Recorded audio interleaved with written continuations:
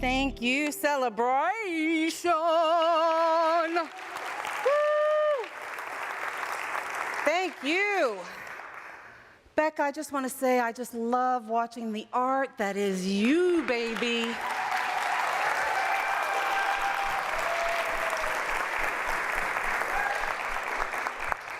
So we're going to talk about the big, pink, polka-dotted elephant in the room. You know, when I started here at Unity Church of the Hills, one of the things that I told you is that I talk about what's going on, what's currently here, what the energy is, what the situation is. That is mine to do. Now, I've been wanting to talk about Reverend Kristen and Brian for a while, but I also knew that there's some woundedness there. And I needed you to know who I was and how I approach issues before I went there. I hope that you have this sense of trust in me in that whatever the issue, the situation is, I'm going to talk about it from a place of love, of forgiveness, of kindness. And it just felt like right now is the auspicious time to do this work.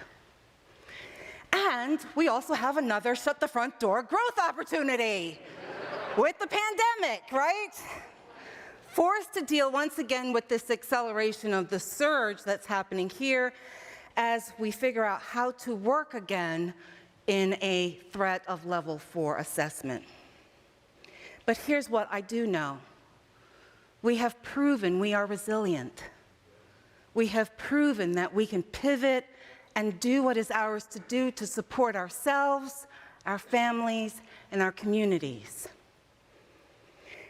You know, sometimes I think the word change is a dirty letter, 6-letter word. Change, that 6-letter dirty word. The pandemic has forced us to do a tremendous amount of change as far as our society goes and as individuals. Change is defined by the dictionary as to make different, to alter. It also says to make radically different, as in transform. Now, we all talk about we want transformation. We want to be transformed, and yet transformation cannot happen emotionally, physically, or spiritually without change. So I'm going to talk not only about the pandemic, but I'm going to talk about the Grandins.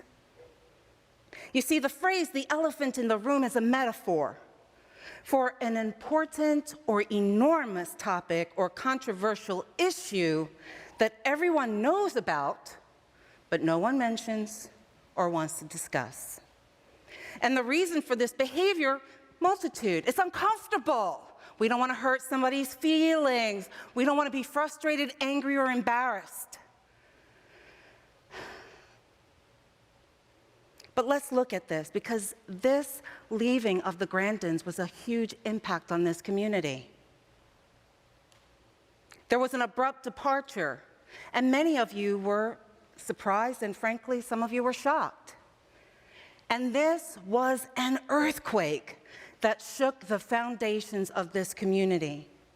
One day they were your ministers, the next day they were not. Some members of this community felt heartbreak over this action, while others felt kind of relief. But whichever side of the aisle you were on regarding this issue, one thing is the same.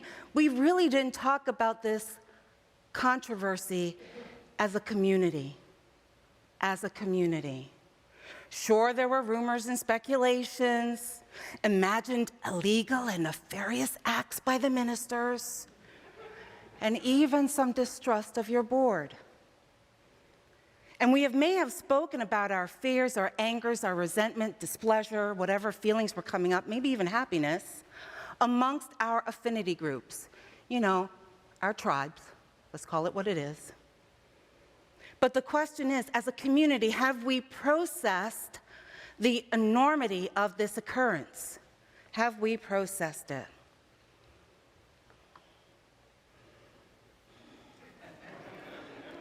Thank you, I worked really hard on that graphic. So I want to let you know that as part of who I am, to be in integrity, to be authentic, I've had several discussions with the Grandins. And they have been really warm and generous in their time as they chatted with me. And they wanted to share with me their immense love for this community. And they were wonderful enough to send continued blessings to us as we are in our new partnership of minister and community. And I'm also aware that some of you are in contact with the Grandins. You know why? Because you still love them. And for those who have told me that they are in contact with the Grandins and that they still love them, you know what my response has been? Of course you still love them. As humans, we can love several people at the same time. You know, it's like love is not finite. It's not unlimited. And love is simply the frequency of the divine. It knows no bounds. It knows no bounds. So for those of you who are still in love with the Grandins, there's no need to feel ashamed or to feel like you betrayed me or anything like that. It's okay. And nor does it mean that anyone needs to blame you for loving them. And for those who blame the Grandins, or maybe the board of directors, or maybe the staff, for the upheaval that happened in our community, I'm hoping that the tools that I've shared with you in the past and that I will share with you today will really help you to shift into forgiveness. And the reason that I'm mentioning forgiveness is that without that ability to forgive, our hearts will remain closed off in that area. Did you hear me? Without forgiveness, our hearts will remain closed off in that area. And since the area that we're talking about being closed off on is this spiritual community, then you know I got to ask some questions, right? So how are you engaging here? Are you waiting for the other shoe to drop? Are you wondering, how long will I last as your minister? Are you waiting to see if the board, the staff, and I are in alignment before you trust again? Before you support us again? You see, when an issue as big as this happens in a community such as ours, its human tendency is to shy away from tackling something like this. Because we're afraid that if we touch it, it will open up this whole can of worms and we won't be able to wrangle it. But the more we don't talk about it, the more it festers, and the bigger that pink polka-dotted elephant becomes. To be a healthy congregation, we need to go towards the issues, not away from them. Towards the issues, not away from them. And healthy communities are unafraid of conflict. They're unafraid of feeling uncomfortable. They know that being able to deal with conflict is part of spiritual growth, part of emotional maturity. And guess what? Healthy congregations attract healthy members. So my beloved, we have a choice. We always have a choice. We have a choice to engage in healing and wholeness or to remain in unforgiveness and blame. But be aware that holding on to unforgiveness is suffering. And suffering is a choice. Suffering is a choice. The reality is life is not idyllic. It seldom lives up to our expectations. And you know, my favorite mantra that I say to myself regularly, my happiness is inversely proportional to my expectations. Do you hear that? My happiness is inversely proportional to my expectations.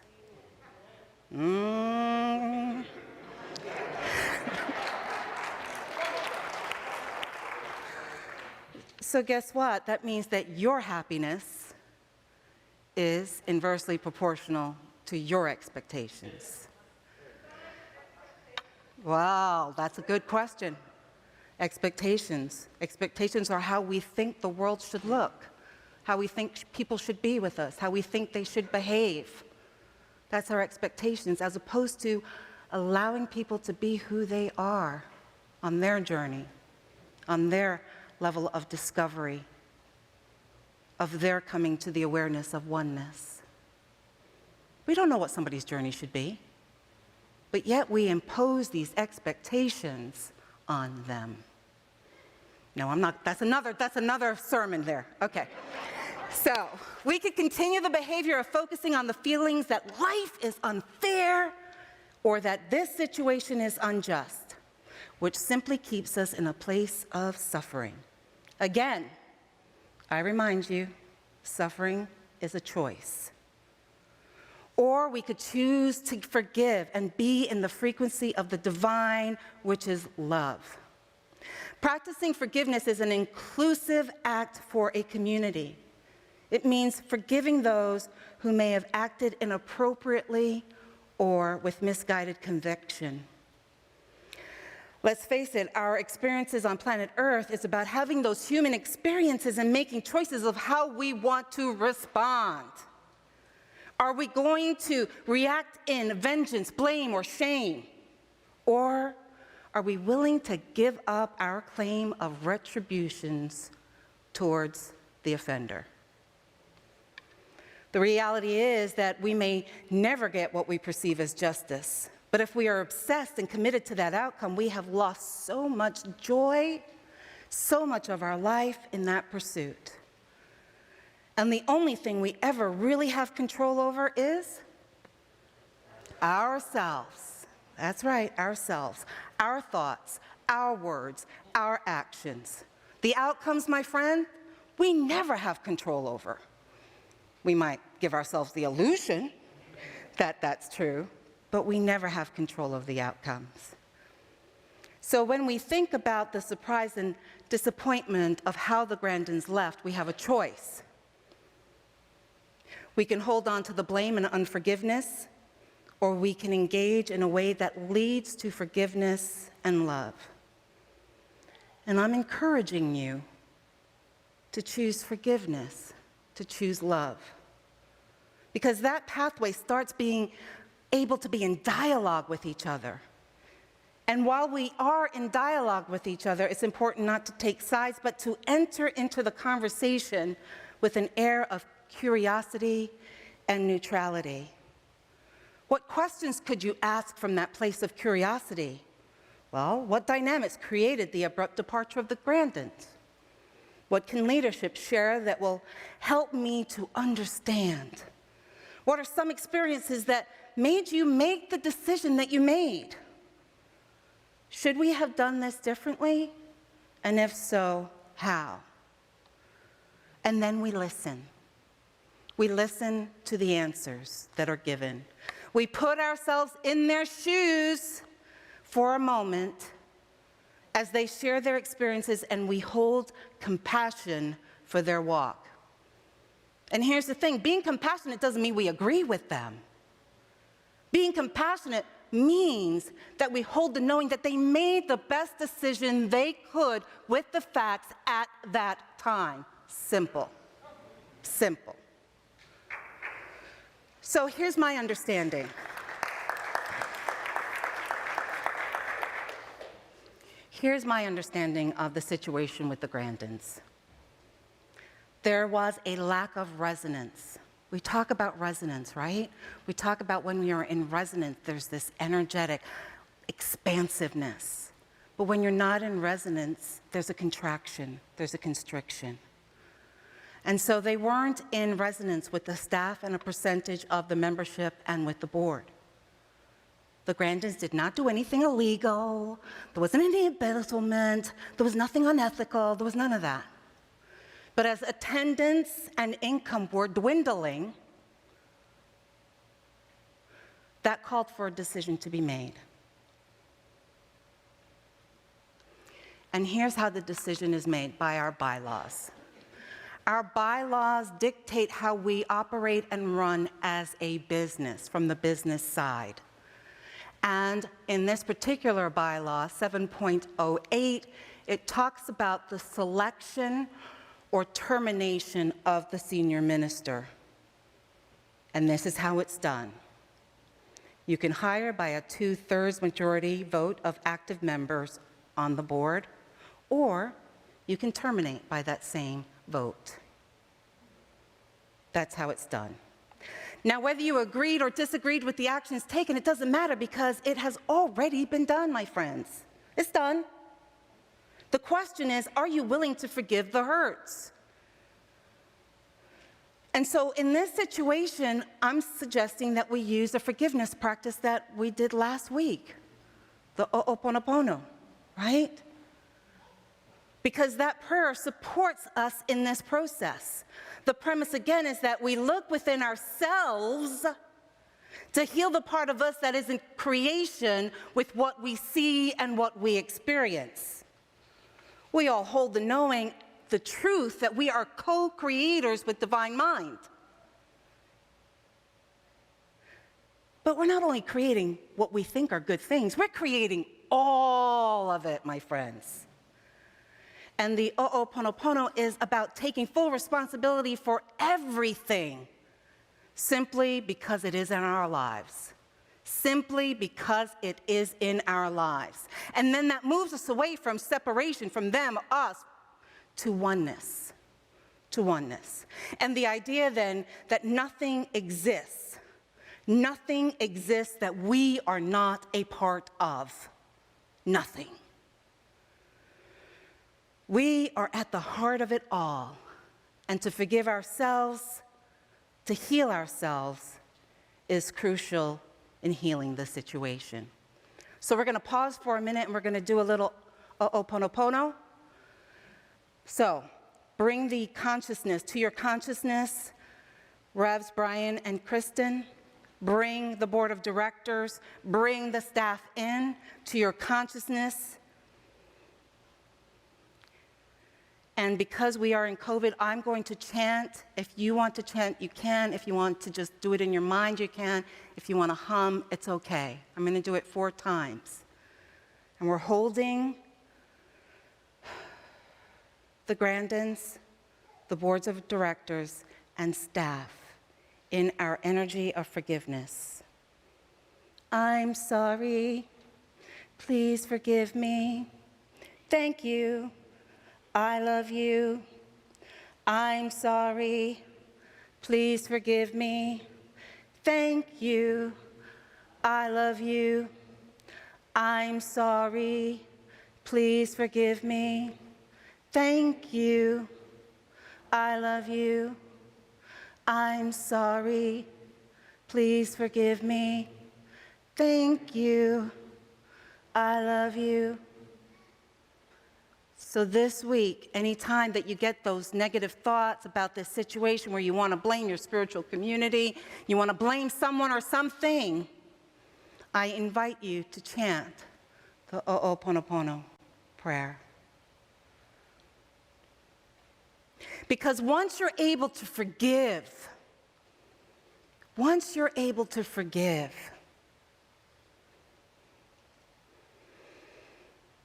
then you have the ability to come up to a higher frequency. You're not stuck in the minutia. You're not stuck in that heavy energy. You're up here in your highest self, making choices, making decisions. You get to be the frequency of love, and you get to make requests about how you'd like to see things done in the future if things of this nature occur. You get to ask how you would like things to be handled in the future. You get to actualize the process of amending the bylaws, because that's our governance, if you feel called to do that. That's in your remit. And most importantly, and why we do this work, my loves, is that you get to be fully engaged here. Both feet in, body in, heart in, soul in, spirit in. that you are here. You're not split off thinking about something else that happened how long ago? What? You are here.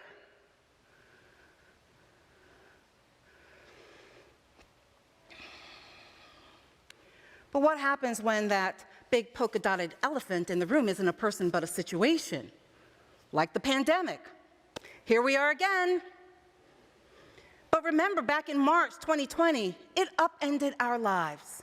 Upended our lives. We were forced to stay home to isolate from friends, from family, from work, from our spiritual community. And when we did go out for essentials, we were masked, and hand sanitizer was our significant other. And here's the thing, our brains were simply having a hard time processing all these new ways of being. You see, for so many of our day-to-day functions in the past, it's all been without thinking about it. We've been on automatic pilot for those low-level functionalities. But during the pandemic, we had to stop and think about every little thing.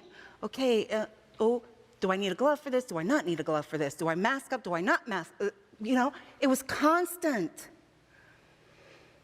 And going to the grocery store became an event in navigating hurdles, obstacles, and getting creative when the things that we take for granted should be there weren't there. Our brains were forced to process each new dilemma or situation. And for the first few months, people were really kind of cranky. I know I was. I don't know about you. You probably were enlightened already. But I was cranky. I was cranky. And in this pandemic, a lot of us were not able to address the losses that we were experiencing. Yes, we were able to understand that if we lost a loved one to the pandemic, to COVID, that yes, that's a loss. But then it was the added burden there is we couldn't even mourn them the way that we were used to mourning them. But what wasn't addressed is the grief associated with the loss of certainty, the loss of life as we knew it. The loss of doing what we wanted to, when we wanted to, how we wanted to, and nobody was going to say a damn thing about it, right? We took that grief and turned it into anger, which we reveled in and at those people who created this mess. And even after the mask came off and isolation ended, we were still angry and confused by this new normal. And just when we started to breathe and feel like, okay, we're safe, we can go out to dinner and dancing, we can do all this stuff, here we are again, grappling with this virulent wave of COVID-19. And we're being told we've got to wear masks again, indoors and socially distanced again. And many of us are sad and ticked off by this radical change, impacting our lives again.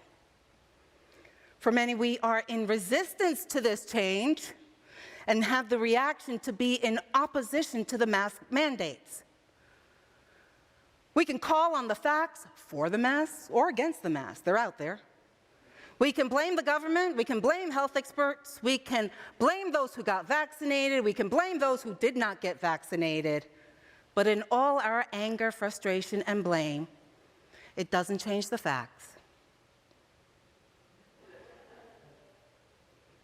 And so we need to practice forgiveness in this as well, my friends. Often we think forgiveness is an action of helplessness and a surrender to powerlessness. We think that if we forgive, then that we are weak and we will forfeit our right to stop that wrong from happening. But forgiveness practices allows us to be free of that rage and come into rightness. In the act of forgiveness, we perform an alchemy. Do you remember the alchemies? It was like a big thing in the what is that? I lost the word there. Thank you, Middle Ages, somebody's with me. Right? And it was like turning things into gold, right? But we do perform alchemy, my friends. We do. Because the act of forgiveness, we turn our prison bars into freedom. We turn our hardened hearts into expansive love. And we turn our resentments into possibilities. If that's not alchemy, I don't know what is. And forgiveness is not a cowardice way of being. It's a gift of self-love, which allows us to be wise in our actions, allows us to have a life well lived. So for this one, I want to share with you this Buddhist forgiveness meditation practice, and this is what we will do today in our meditation. It's 3 parts. To those whom I may have caused harm, knowingly or unknowingly, through my thoughts, words, and actions, I ask your forgiveness. To those who may have caused me harm, knowingly or unknowingly, through their thoughts, words, and actions, I offer my forgiveness. For any harm I may have caused myself, knowingly or unknowingly, through my thoughts, words, and actions, I offer my forgiveness. When we do the meditation, I'm going to keep it simple for you. I want you to have the whole thing, but when we do it, we're going to do the red part and the blue part, which is, to those whom I may have caused harm, I ask your forgiveness. To those who may have caused me harm, I offer my forgiveness. For any harm I may have caused myself, I offer my forgiveness. So, beloved, let's get ready for meditation. As celebration comes on up, gives us their magic, allow it to open your heart, your mind, put yourself in that meditative stance with your spine erect, feet on the ground. So let's take this time for ourselves. Take a nice deep breath in and exhale. One more time. Deep breath in and breathe out. Releasing, releasing, releasing. As we come to this time of prayer and forgiveness for ourselves, for this pandemic, for everyone dealing with it in their own way, in the best they know how. And we release the judgments, we let that go. We release the blame, we let that go. We release the shame, we let that go. And we breathe into this lightness as we say the phrases. You may say it silently in your mind, you may speak it, all is acceptable. Together. To those whom I may have caused harm, I ask forgiveness. To those who may have caused me harm, I offer my forgiveness. For any harm I may have caused myself, I offer my forgiveness. Breathe, deep breath in. Hold it. Exhale. Releasing again, releasing again. Together. To those whom I may have caused harm, I ask for your forgiveness. To those who may have caused me harm, I offer my forgiveness. For any harm I may have caused myself, I offer my forgiveness. Deep breath in again. Hold. Let go.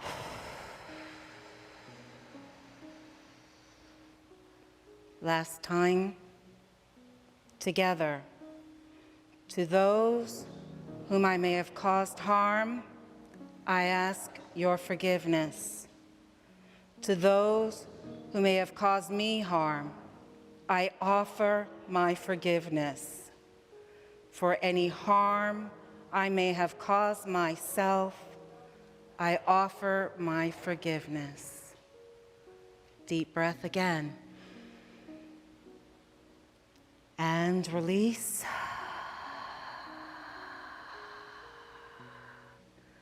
And let go and just feel the lightness, my friends.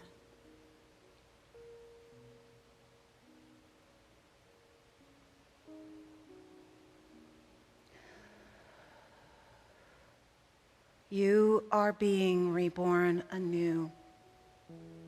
You are being called higher.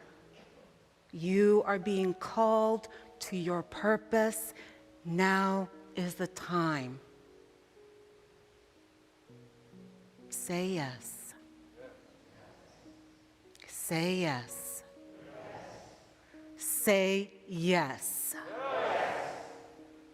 And so it is. Namaste.